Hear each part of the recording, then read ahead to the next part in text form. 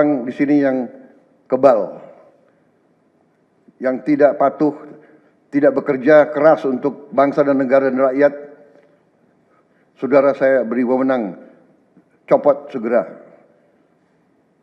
Tetapi dia sedikit silap, maaf ya, karena nampak membela sahabat, sekalipun sahabatnya itu justru menambah beban politik dan beban moral Pak Prabowo. Nah,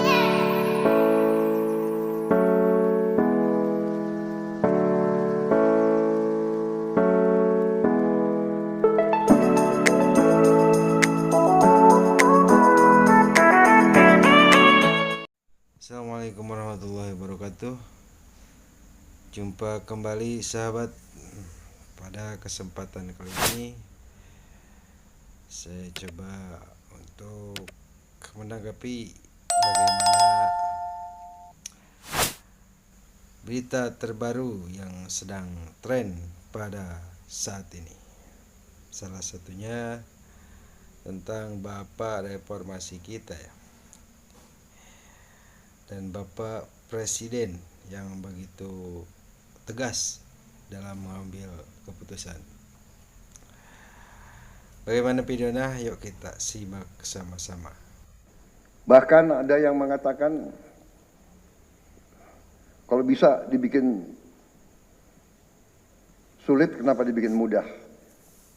Ya, ini saya minta menteri-menteri sekarang, mari kita lebih berani, mari kita lebih tidak ragu-ragu untuk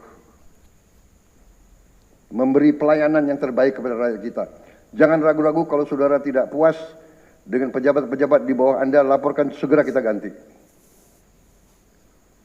Begitu banyak orang yang mau mengabdi.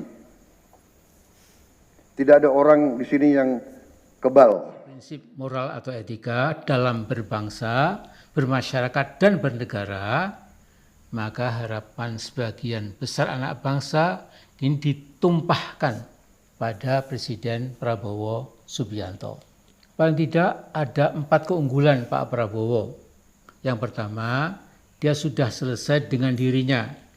Tidak perlu lagi memanfaatkan kekuasaan untuk memperkaya diri karena memang sudah kaya. Kedua, ilmu pengetahuan yang perlu dimiliki sebagai pemimpin puncak bangsa Indonesia kiranya lebih dari sekedar memadai. Dan yang ketiga, patriotisme yang dimiliki Presiden Prabowo tak perlu diragukan. Komitmennya untuk bekerja keras dan berjuang untuk bangsanya, bukan untuk bangsa lain. Bersifat kategoris alias mutlak 100%. Nah, sesuai dengan 8 wajib TNI, Presiden Prabowo pasti akan membela rakyat Indonesia. Dari 8 wajib TNI itu, yang 5 poin menyangkut bela rakyat. Poin pertama, bersikap ramah tamah terhadap rakyat. Poin kedua, bersikap sopan santun terhadap rakyat. Poin keenam, tidak sekali-kali merugikan rakyat. Poin ketujuh, tidak sekali-kali menyakiti hati rakyat. Dan poin kedelapan, menjadi contoh dan mempelopori usaha-usaha untuk mengatasi kesulitan rakyat sekelilingnya. Terus tugas pokok Presiden Prabowo adalah membela rakyat, bukan yang lain. Tidak mungkin membela sahabat ataupun kerabat. Di titik ini saya ingin menyampaikan Pak Prabowo tidak membela kerabat. Jadi sudah on the right track. Tetapi dia sedikit silap, maaf ya, karena nampak membela sahabat, sekalipun sahabatnya itu justru menambah beban politik dan beban moral Pak Prabowo. Nah, Indonesian Corruption Watch (ICW) pernah mengungkapkan pada Oktober 2021, yaitu banyak nama Indonesia yang memindahkan aset kekayaannya ke berbagai tax haven di luar negeri sekaligus untuk menghindari bayar pajak, yaitu Menko Bidang Kemaritiman dan Investasi RI Luhut Binsar Panjaitan dan Menko Bidang Perekonomian RI Erlangga Hartarto.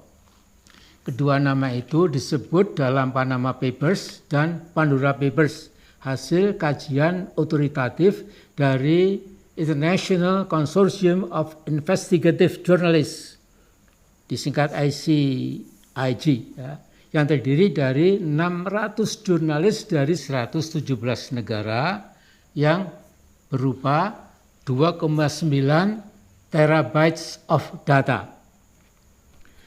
Tempo satu-satunya media Indonesia yang tergabung dalam konsorsium di atas. Nah, Tempo pernah mencoba wawancarai kedua tokoh di atas itu, ya, tapi dijawab enteng, tidak ada lagi, tidak tahu. Perusahaan Cangang itu udahlah, nggak usah dipedulikan. Salah-salah Anda bisa kena penalti dan lain-lain. Ya. Nah, isu sepenting itu Pak Jokowi dulu tidak peduli sama sekali. Ya. Berbeda dengan negara seperti Pakistan dan Islandia, ya, atau Islandia. Ya. Jadi Perdana Menteri Pakistan, Nawaz Sharif, dicopot dari Perdana Menteri karena ketahuan menyimpan kekayaan di tax haven di luar negeri. Sedangkan di Islandia, Perdana Menteri Sigmund David Gunnlaugsson langsung mengundurkan diri karena malu ketahuan menyimpan kekayaan di salah satu tax havens, kemungkinan di British Spratly Islands. Nah, Menko Luhut dan Menko Erlangga kini diberi jabatan penting dalam kabinet Prabowo. Dari sekian banyak menteri, ada sejumlah nama yang diduga keras terlibat korupsi besar di zaman Jokowi. Tapi mereka sedemikian jauh aman-aman saja. Nah, saya melihat tugas Presiden Prabowo untuk membangun kembali pemerintahan Indonesia yang bisa memotong habis kaitannya dengan pemerintahan yang lama memang sangat berat, sulit, pelik, dan kompleks. Paling tidak, Pak Prabowo tidak melakukan bela kerabat. Ini sebuah modal penting, alhamdulillah. Cuma nampaknya masih cenderung membela sahabat. Tetapi demi membela rakyat yang mendekati angka 280 juta jiwa, ya, maka sebaiknya memang, maaf ini istilahnya agak kasar, ditendang jauh-jauh itu, ya, sahabat-sahabat Pak Prabowo yang sesungguhnya akan membebani langkah Pak Prabowo sendiri. Dari para sahabat yang jelas-jelas sudah tidak lolos atau lulus dari ujian korupsi selama 10 tahun, diberhentikan saja. Presiden Prabowo jauh lebih tahu dari saya, tentu. Ya. Saya hanya mengingatkan penumpang kapal besar politik dan pemerintahan Pak Prabowo itu banyak yang merusak kapal dengan tangan mereka.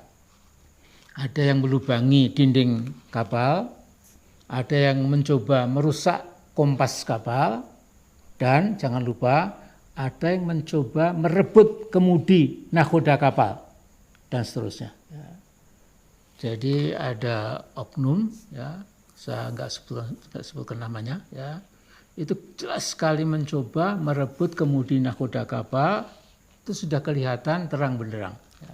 Jadi jangan sampai perjalanan politik pemerintahan Presiden Prabowo dibuat hancur oleh invisible, irresponsible, and dirty hands. Jadi tangan-tangan yang kotor, yang tidak nampak kasat mata, dan sama sekali tidak bertanggung jawab, itu memang harus diwaspadai. Jadi seperti nyanyian, it's now or never, tomorrow will be too late. Nah, karena itu saya ingin menambahkan di sini, jadi ada lembaga studi tax haven itu, ya, dia mengatakan bahwa ternyata seperti di sini, ya, lihat, ya, itu tax haven yang paling besar itu pertama Hong Kong yang menyimpan, mengamankan 2,8 triliun US dollar. Ya.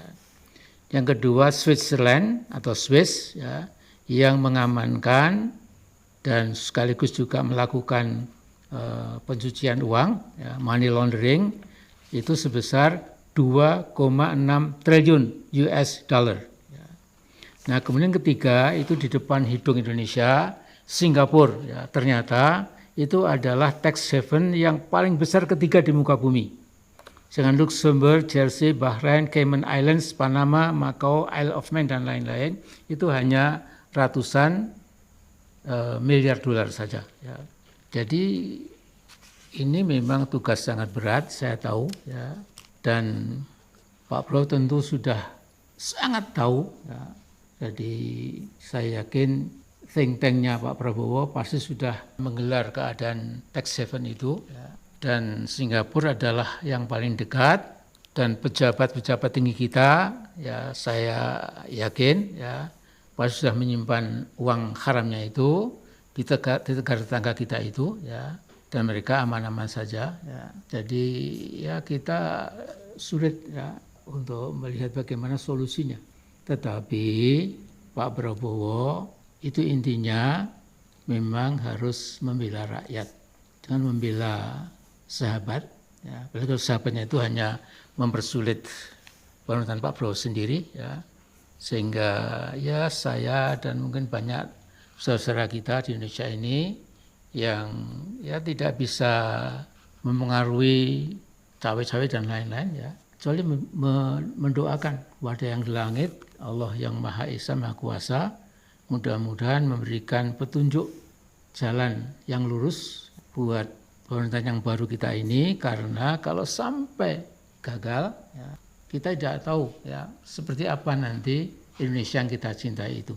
Jadi doa saya hanyalah Allahumma hdina siratal mustaqim siratal ladzina an'amta 'alaihim ghairil maghdubi 'alaihim waladdallin. Amin.